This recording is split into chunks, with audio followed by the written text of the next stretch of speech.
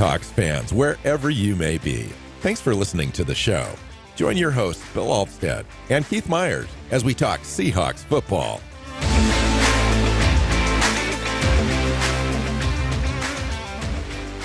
Hey, hi, Seahawks fans. Welcome back to another episode of the Seahawks Playbook podcast. I'm your host, Bill Alvstad, sitting down with co-host Keith Myers, here to talk Seahawks football. Today is our, what would be third podcast in a series looking at NFL prospects that are coming up in the draft. This week, we're looking at the tight end position group for the show, which could come into play for the Seahawks. I think the first two shows, quarterback and running back, depending, quarterback could be very interesting or completely avoided. And same with the running back position. We've got a duo on the roster. DJ Dallas is up for contract, so we might be replacing that, but really not looking at guys up at the top of the draft. So, but at tight end, it's going to be interesting, especially with the new regime, not completely knowing how they're going to want to use the tight end room. Current contract status of players on the roster is that Noah Fant and Colby Parkinson are unrestricted free agents. It would be interesting to see if they'd want to spend money to have Noah Fant back on the roster. I think they'll go check out the market, and maybe Seattle brings him back on a friendly deal. I don't know. And then Colby Parkinson showed some things last year as far as being a guy that you could depend on in the red zone and so forth, but really didn't do too much. I think he'd be pretty inexpensive if he wanted to come back. And then Will Disley, Keith, is on a contract that seems like Seattle could restructure or extend or even potential cap casualty. So let's talk about this tight end group. Welcome in. Yeah, so I think you laid that down pretty well. Like the guys that got the most and the second most snaps out of the tight end group last year are both free agents. The guy that got third, that I think should have played more because he's the best inline blocker of the three, got the least amount of snaps, and was the most expensive. And now he's even more expensive. So granted, it's a whole new coaching staff. So we don't know how they're going to view guys, how they're going to value certain guys, certain skill sets. And so it does come down to a lot of stuff that we don't know, but ultimately, like, Fant is a guy that any team can use. He just is. He's a guy that has good skills down the field as a pass catcher and is not a completely incompetent blocker. He's a very useful piece for just about everybody. Parkinson is unique in his height. He's not a great blocker, but the effort's there. It's just really bad at it. But you don't find a lot of guys that are 6'7" that can run the way he does. Right. And I really liked the tight end group going into last year. I think they weren't used as much as I think you and I would have liked. I agree. But with Parkinson being unique, Fant being just overall good, and Disley being an elite blocking tight end. Out of those three, Keith, who would you want to have on your team? I mean, if you're building we've already got a lot of weapons, but if you want to have maximum opportunity to be successful on the offense this year, I'd take all of them back, really, honestly. But if you had to have a choice, what would you do? Would you go look in the draft for a young guy that's unproven to add to what? Are we keeping Disley at that number? Are we bringing, what do we do? Well, it's hard because of the coaching staff, right? We don't know how they want to use them. You've got an offensive line that needs help. It's hard to get rid of a guy like Disley when you have an offensive line that needs help. Yeah, that's the overarching thing for me. And so that's the thing is, I think they should extend him, get his cap number down, get his salary down, just overall. He's that kind of guy you can still kind of not build around necessarily, but you can build a tight end room around a guy like Will Disley because of just what you said about the blocking. He's not going to be very expensive. especially if you extend him, you manipulate that number. He's still young. That's the kind of player you would kind of extend and lower his cap hit for 2024 and kind of push it out a little bit. Well, and not even that, you wouldn't need. The truth is, if he doesn't agree to any of this contract stuff, he'll probably get cut. He's just way too expensive, and he's never going to get that money on the open market. So I think if his agent isn't a complete, like, novice at this, he's going to recognize that, like, his compensation is going to go down, but he can get more guaranteed money out over the next couple of years. And that's what they should be looking at. There's been these conversations, if you will, around, okay, which players on the roster are John Schneider's, which players are Pete Carroll's. John kind of squashed that a little bit and said, well, there are players. There was really no distinguished difference between one or the other or both together. And so they valued Will Disley the last time he had a contract. Obviously, they paid him top 10 tight end money, which I thought at the time was really unusual. Kind of absurd. Based on the market that was there that particular year for tight ends, and kind of overpaid him a little bit. And he's playing out that now where he's got a low dead cap number, but a high cap number overall. Mm-hmm. And so it is an opportunity to Seattle either move on or adjust that. I would personally, there's nothing wrong with him. He's just got to play at a certain value. And I think they could utilize him more in the pass game. I think he's proven that in the past. But with Fant on the roster, there's only so many passes to go around, and Parkinson's usage last year even supplanted Disley. And so it really kind of showed you how that regime kind of valued Will Disley, even though I think he got that big contract. That was a Pete Carroll and John Snyder contract, but that wasn't a Shane Waldron player. Even though Shane Waldron had Tyler Higbee and all that kind of stuff, but for the Rams, I don't know. I mean, Tyler Higbee's not the same player, but the utilization of tight ends with the Rams was more significant, I think. Well, I mean, with the Rams, they had Tyler Higbee. End of story. In Seattle, they had 3 guys. And so you kind of need to at least take Fanton and Parkinson and kind of combine their productivity, because they could spread the ball around amongst other tight ends. Now, they didn't, I still don't think they used them as much as we would have liked, but it was there. I mean, it was fine.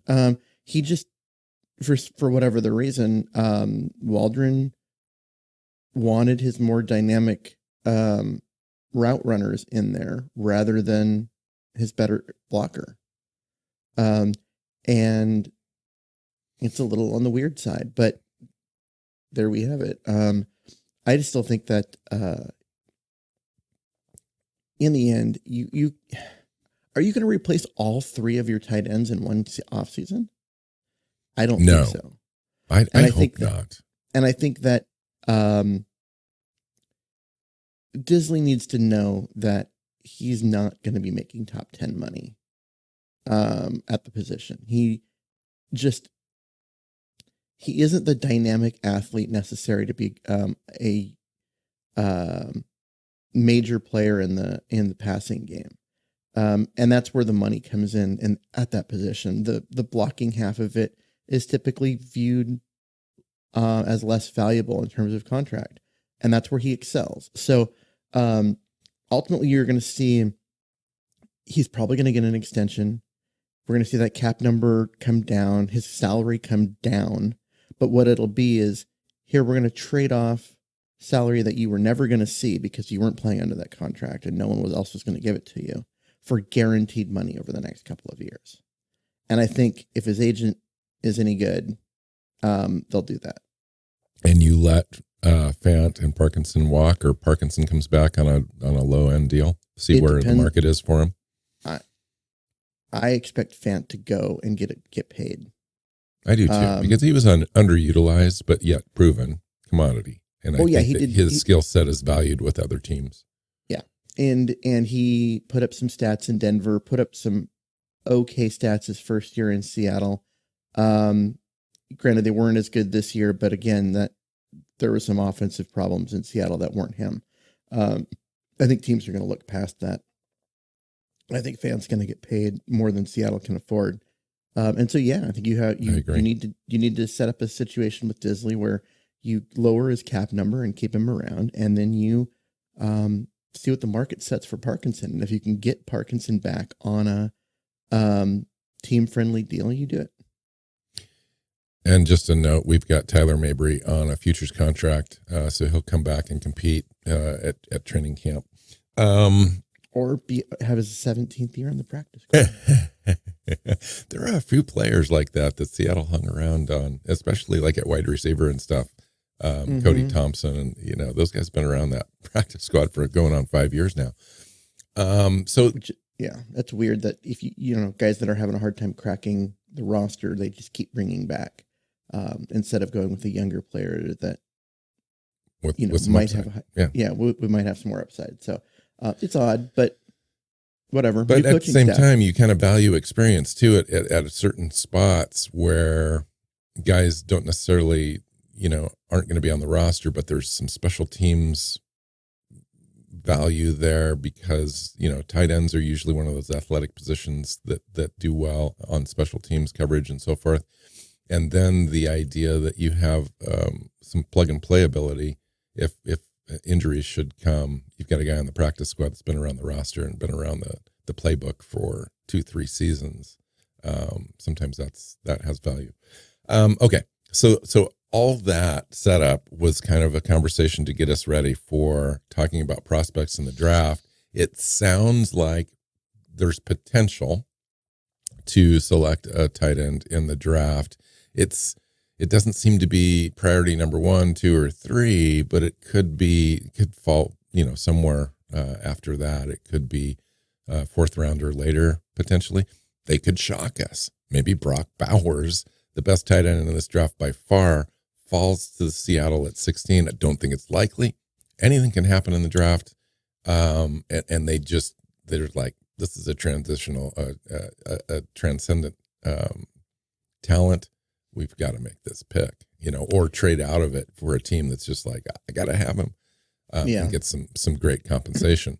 But there's some good tight ends in this class, and there's some great depth tight ends in this class. Agreed.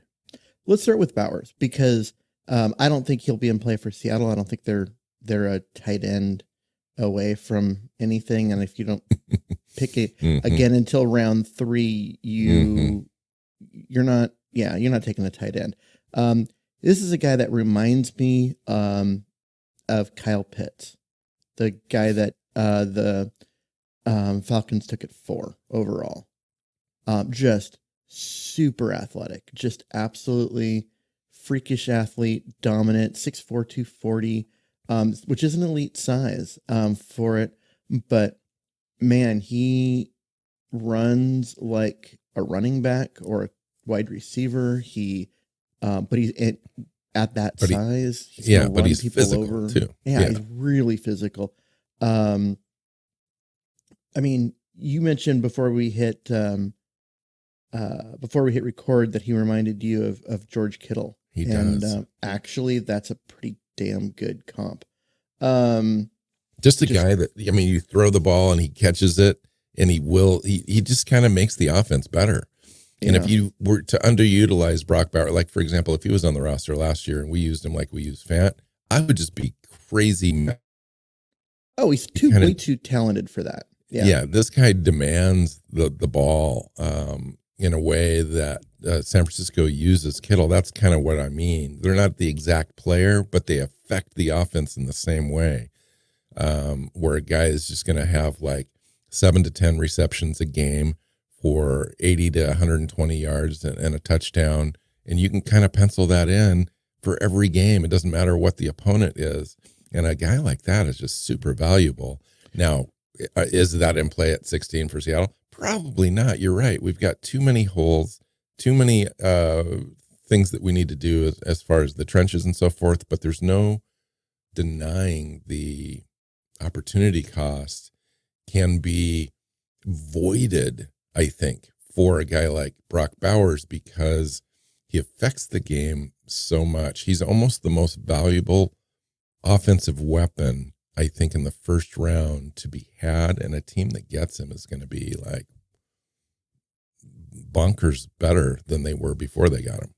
Yeah, I mean, that's a big statement about the offensive weapon. I mean, Harrison's sitting out there, right? I get that. I know that. But yeah. You go look at the tape, and I did. It's like I watched this guy for, I don't know, probably a half hour yesterday, and a lot of different plays. And he affects the game in a lot of ways because you can use him as a decoy. He blocks in line. You can bring him in as a fullback. He just catches the ball. His catch radius is huge because he knows how to use space. He high points the ball. He's just a very smart, you can tell he's just a very smart, intuitive football player, a good football player. And a tremendous athlete.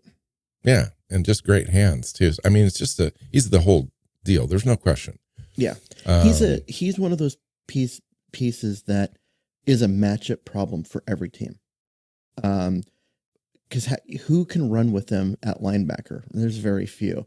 Who can at safety is big enough to like out muscle him or anything. There's none, not at all. So you can't put a corner on him because he's too physical for him. Safeties are going to struggle, and linebackers aren't going to be fast enough.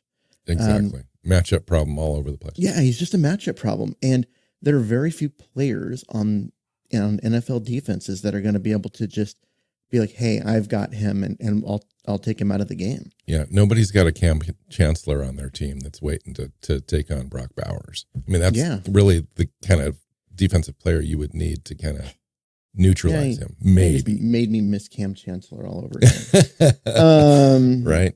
Yeah.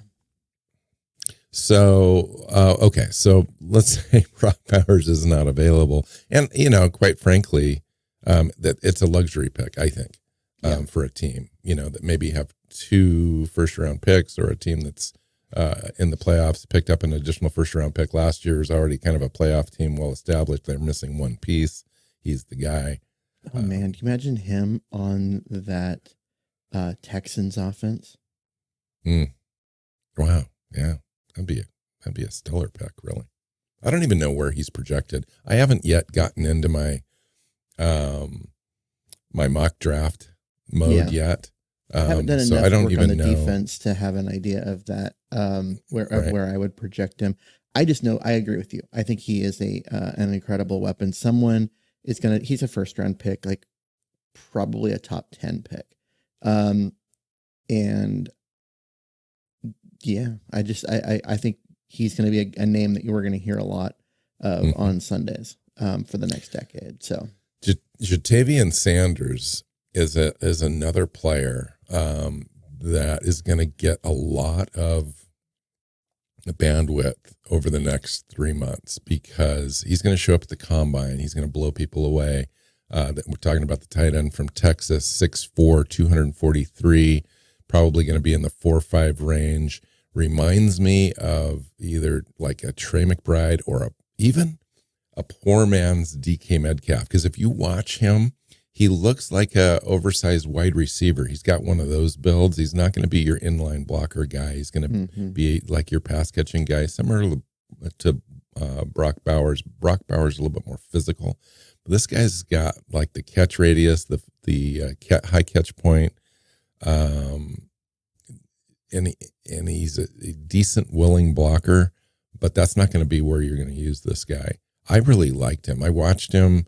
I thought, oh my goodness, he looks like DK Metcalf. Like when you watch him and you look just at his physical profile on the field, he reminds me of DK Metcalf. A little slower, obviously, but the same physical guy. After he catches the ball, he wants to knock people over.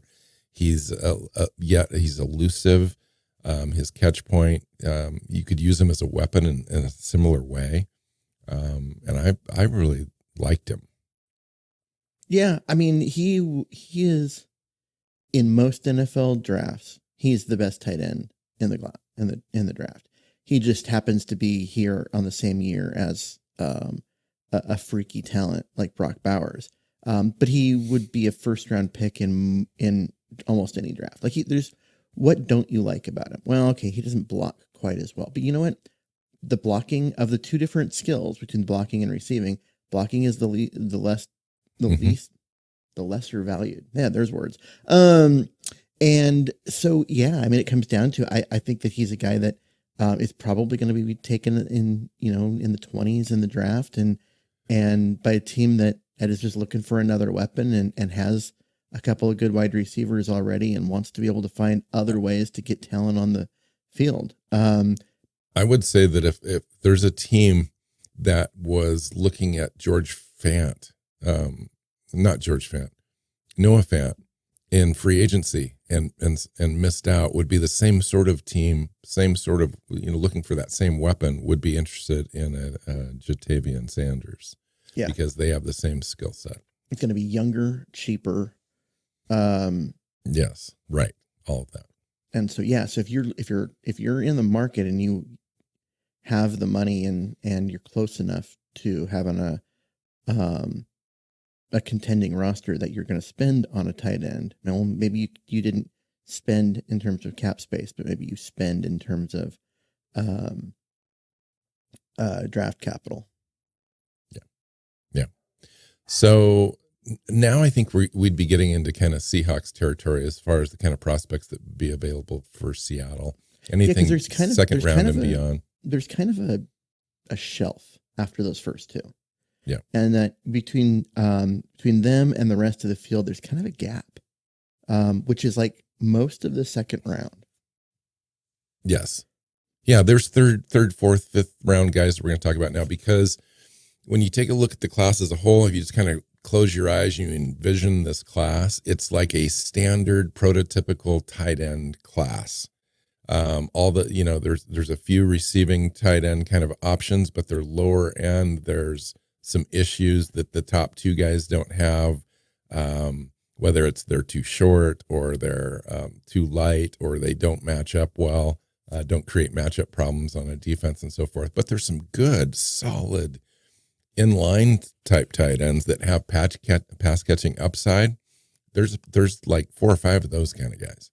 Mm-hmm. And so that's what we meant when I said it's a good depth class, because those kind of guys are going to be available in rounds 4, 5, and 6, and there's quite a few of them. Well, let's start with Ben Sinnott out of Kansas State. Ben Sinnot. Yeah, he's the one guy that he's thought of as a third round guy. He might creep up into round 2, and high enough but he in could round be 2. around in round 4. Yeah, I'm just thinking because he's 6'4", 245. He's a guy that has some quick twitch ability, has some explosiveness. At this point, more of a blocker. He's a guy that lines up and is a great inline blocker. But his tape, like he moves explosively in a way that makes you think he's going to be able to get open. He's got that short area quickness to create some separation. And yeah, I mean, he's going to be a guy, like I said, he's not a name. He's not someone that people who aren't like really into the draft are going to recognize that name, but there's a lot of talent there. Yeah. There was a Cade Stover and Theo Johnson and Ben Sinnott. To me, all had, and Jared Wiley maybe a little bit, but when we talked about a guy that could come in with some upside pass catching, but was kind of an inline guy. Mm-hmm. Ben Sinnott's name was the first one that kind of came to my mind. A guy that's kind of ready-made, can play fullback for you if you want him to. If he was available in the 4th round, I could see Seattle making a pick. Because if he's there in round 4, I would kind of annoyed if they didn't. We have other needs. I mean, we do have other needs, but here's the deal. This is a team that hasn't had a fullback in 25 years. And we don't know what Grubb's going to want, right? Yeah. But think about what San Francisco does with Kyle Juszczyk, right? He's a guy that is dependable as a receiver. He is a tremendous blocker. They line him up at tight end. They put him at fullback. They'll run him out of the backfield and have him be at wide receiver. You can do anything with a guy that's that athletic. And Ben Sinnott kind of reminds me of Kyle Juszczyk. And it's something that the Seahawks haven't had the entire time that they've existed. They just it seems like to have that tight end kind of a never weapon. a position that Seattle has done well. It seems like having that position as a weapon in your toolbox is good. And a guy like this that can play both tight end and play fullback for you seems like a great utility knife to be able to have in your toolbox. And I wouldn't be shocked if this is their guy that they target. If you go look at the Washington's offense, if you go look at like McDonald's been around Andrews, the tight end in Baltimore, and Ben Sinnott's kind of like that guy,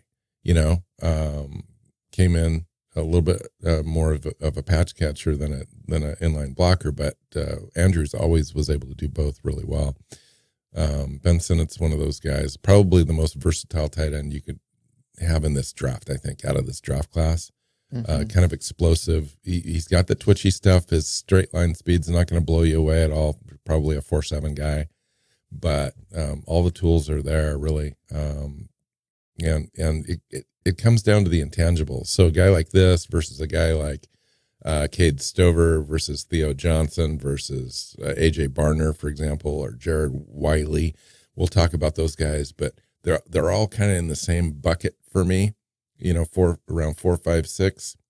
And it really comes down to how did they interview? What's their work ethic like? Have they gone through any adversity? Do they love football? Are they going to be like jumping at the bit to block next to the tackle, for like the entire game and not have any catches and still be good? So that description right there, if there is a Will Disley in this draft, it's Cade Stover, in my opinion. The guy is not a twitchy athlete. He's not. He's not a dynamic athlete. But damn, can he block? Yeah.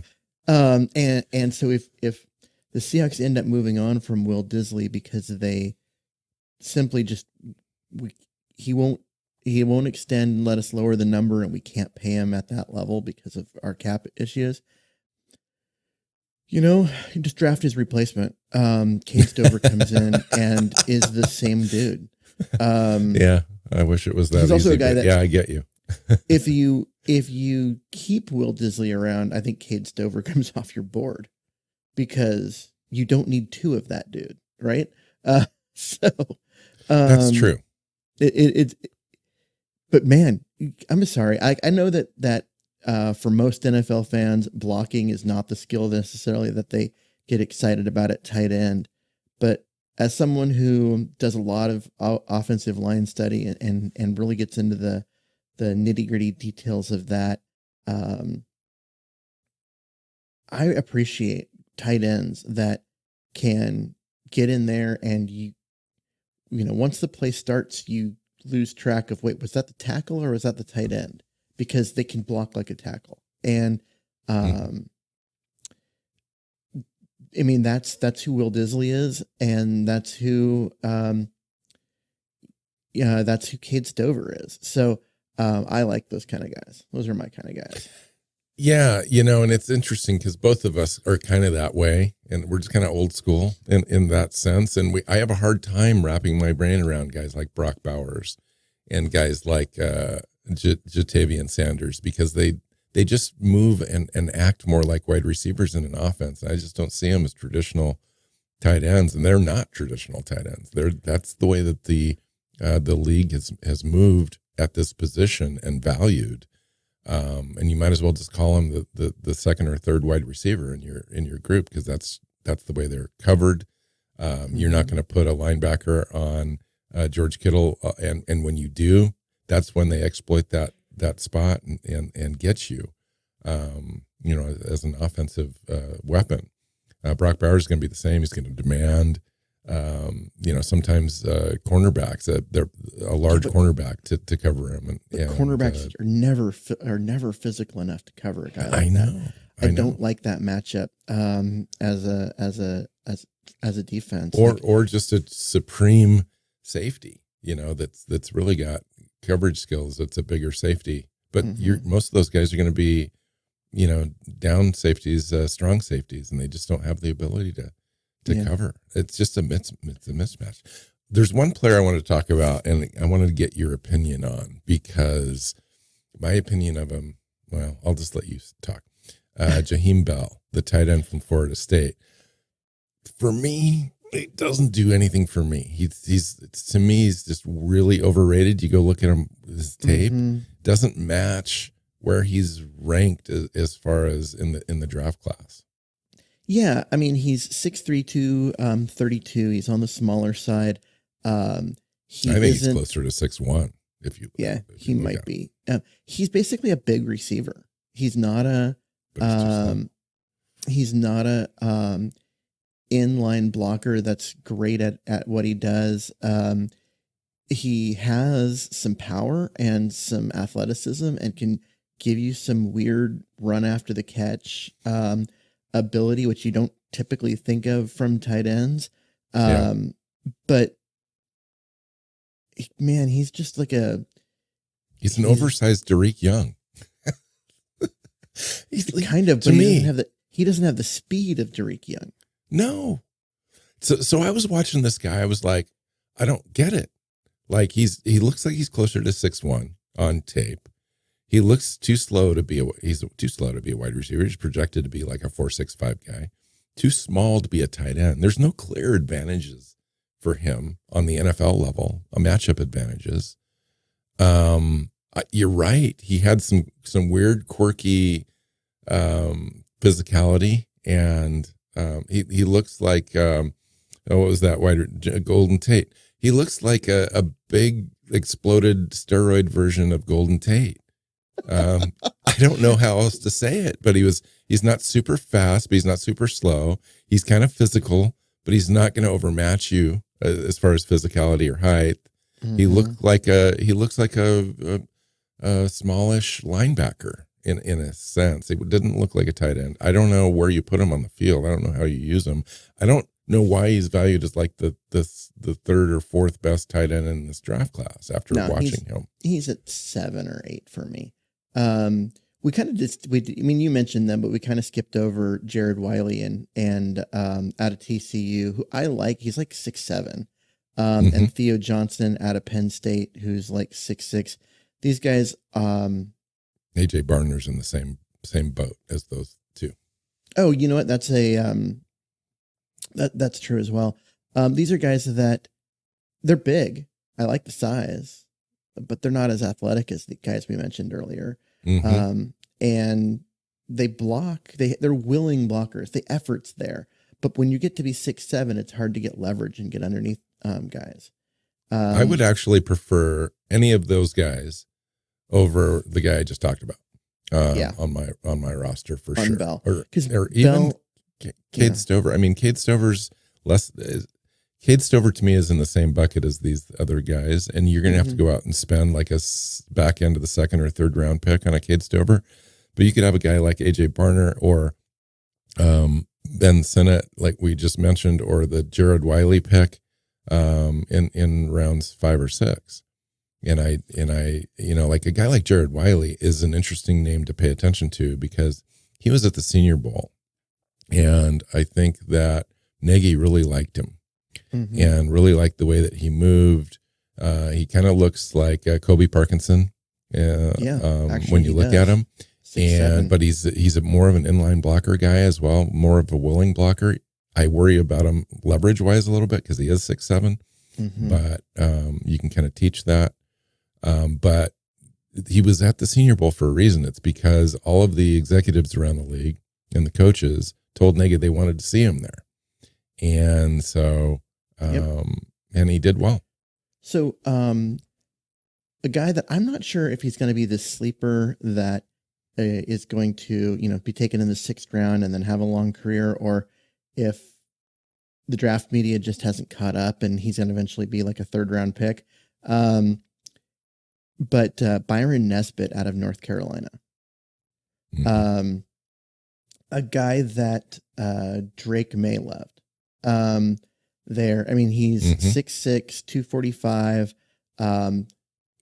Is a good athlete, attacks zones well, has the speed and athleticism to get up the seam quickly. Just looks like a guy that's made to be an NFL tight end. It's not going to be like, oh, here's this guy that, is a household name type of thing, but is going to be really productive and a nice player to have. And currently, most big boards out there have him as like a 6th round pick. And I think that's crazy. Interesting. I do like him. I mean, he had 41 catches for 580 plus yards this year. 5 touchdowns. Drake May is one of his favorite weapons, a release valve kind of a player. Not going to be the best blocker coming into the NFL, but has the body to be able to do it.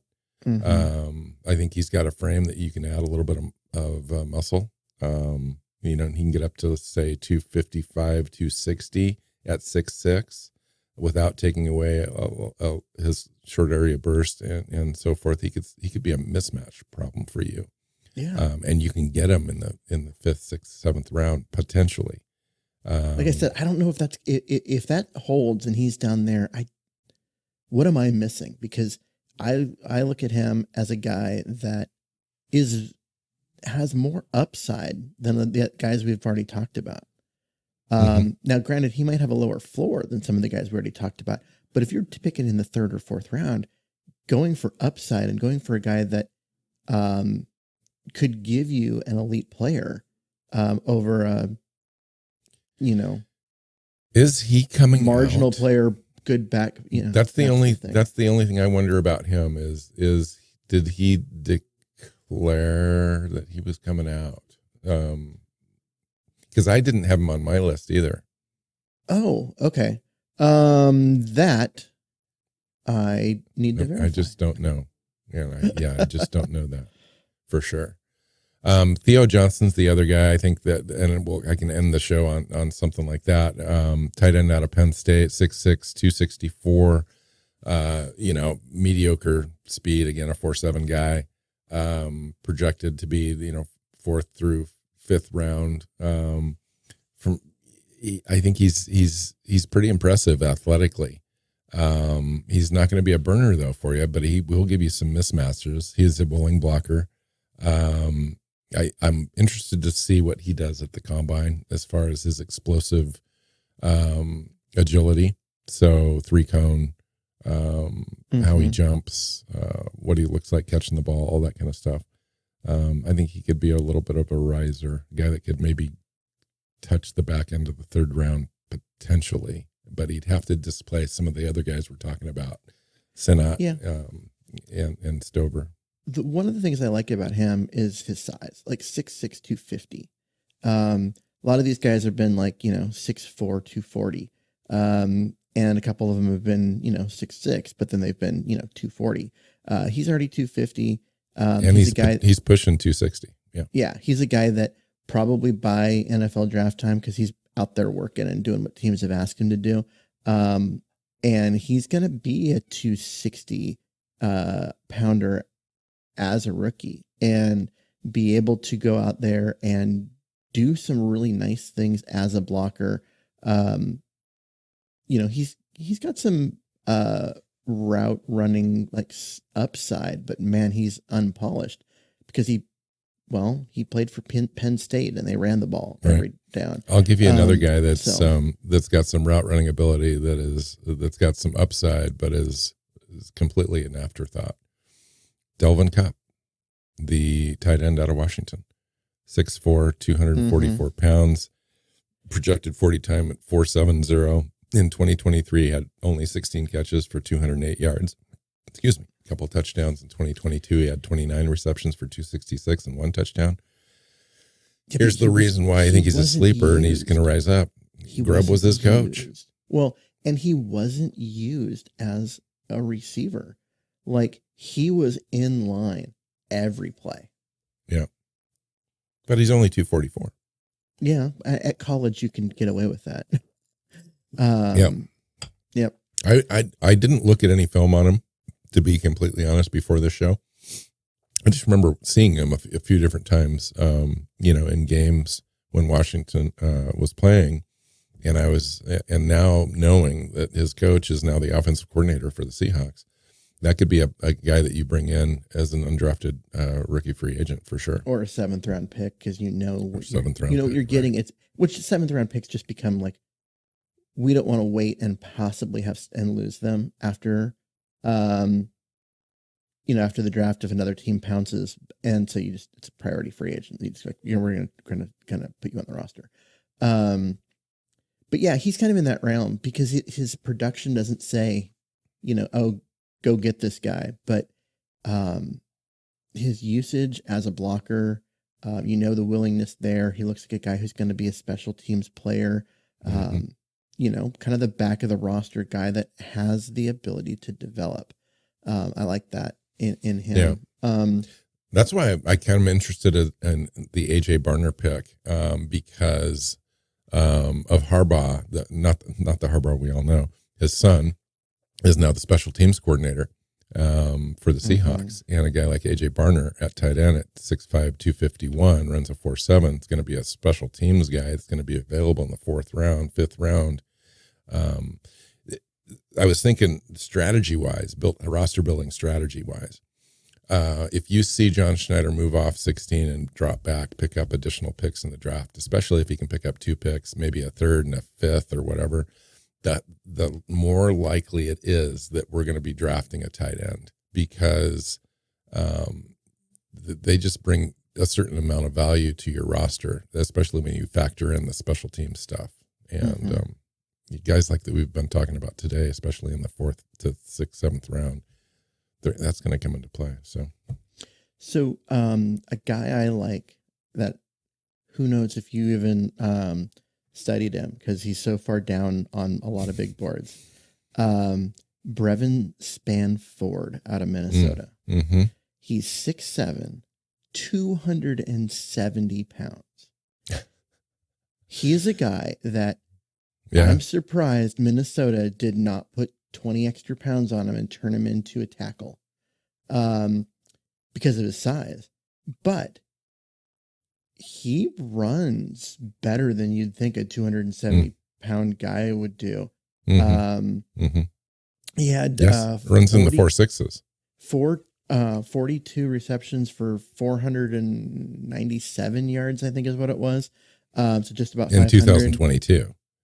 In 23, he had 25 and 239, but you got to look at what they were trying to do with him in the offense. He is a wide tight end for sure. I mean, he was kind of an inline guy that kind of bled out into space and was a release valve there in Minnesota. But when I saw him play a couple times, and the dude looked like a guard in terms of his blocking. His body type isn't. He's much leaner than you'd expect a 270 pound man to look.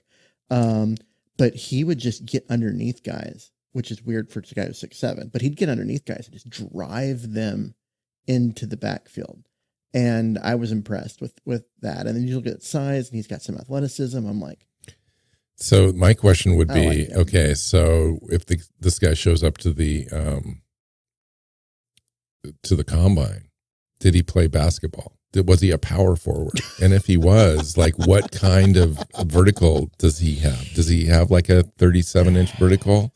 Does he have, some explosiveness and short area quickness, like in a 3-cone and all that kind of stuff? And if he does, he's got a lot of value there and a lot of opportunity there that, Minnesota necessarily didn't exploit. And guys like that, there's guys like that, in the draft, and you end up getting drafted in the 4th round and nobody's ever heard of him. And it's basically, you draft a guy like that for all the upside, zero production in college. I love that you brought up did he play basketball? Was he a power forward? Yeah. Well, at 6'7", 270, it's like that would be a guy that's a rebound machine. should be in the college level. Couldn't make it in the pros at 6'7". Right. But at 270, unless you can pull just out muscle. and shoot. But you're Wes Unseld at that point. It doesn't matter if you're only 6'7". How tall was Charles Oakley? Right. Right. So it's that kind of guy. Yeah. I think I just dated myself with the Charles Oakley reference. So, it's funny because we're recording 2 shows today. We're going to do a wide receiver show right after this one. And I'm absolutely shocked that we spent 45 minutes talking about tight ends and not wide receivers and the vice versa. Because I thought for sure this thing was going to, not go 30 minutes. I thought we were going to be in like 25. But the truth is, like, I like these players. Like, when we get into wide receivers next year, we're going to kind of run through a bunch of guys because there's just so many of them. Whereas there's not, we talked about 10 players, but there's something to like about each of these 10 players. They're all kind of unique. And I don't know. I like this position group. I do too. And it wouldn't shock me if the Seahawks draft one because of our roster composition right now. Don't know what's going to happen with Will Disley.